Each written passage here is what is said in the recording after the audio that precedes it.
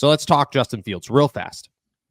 This is potentially the best case scenario for the Pittsburgh Steelers because Justin Fields handled this perfectly all week long. He was definitely down on himself, but I think he had the support of everybody. And there was no question at the end of this.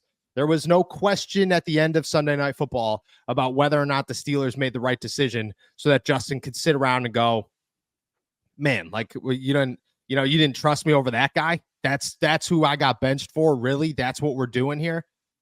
At the end of Sunday Night Football, it was very clear that the Pittsburgh Steelers had their quarterback and that it was Russell Wilson and that Russell Wilson was the right move and that he's a veteran and he's a guy who's doing this and he's here to teach the entire offense and mold it together into what it should be.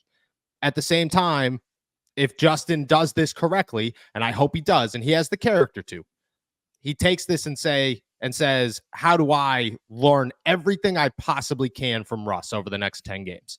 How do I take the rest of this season and become the Steelers' next franchise quarterback? Because I'm learning from the guy who's here to replace the franchise quarterback and who is a franchise quarterback and has been a franchise quarterback in the NFL. How do I learn from that guy over the next 10 weeks? If Justin does that correctly, the future is bright for Justin Fields. And I think the Steelers see that. I don't think the Steelers look at this and say, Russ is here for the next 5 years. He might be here for the next 2. And if he is, that changes the conversation with Justin. But maybe he wins a Super Bowl and sails off into the sunset at the end of all this. And that's the end of it.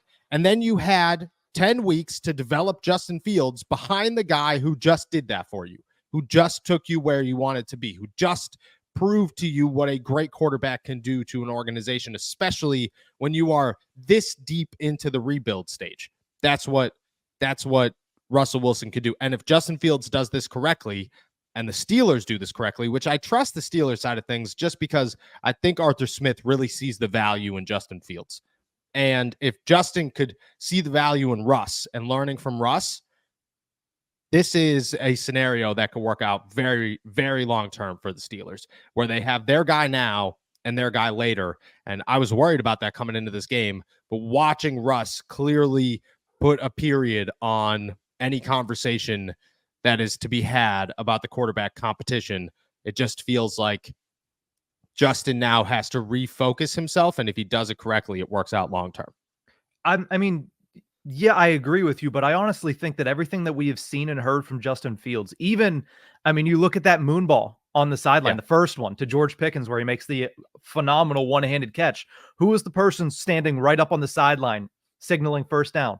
It's Justin Fields. He was engaged all night long last night. He said all the right things, and not just the PR speech that people are saying, oh, well, you should say this.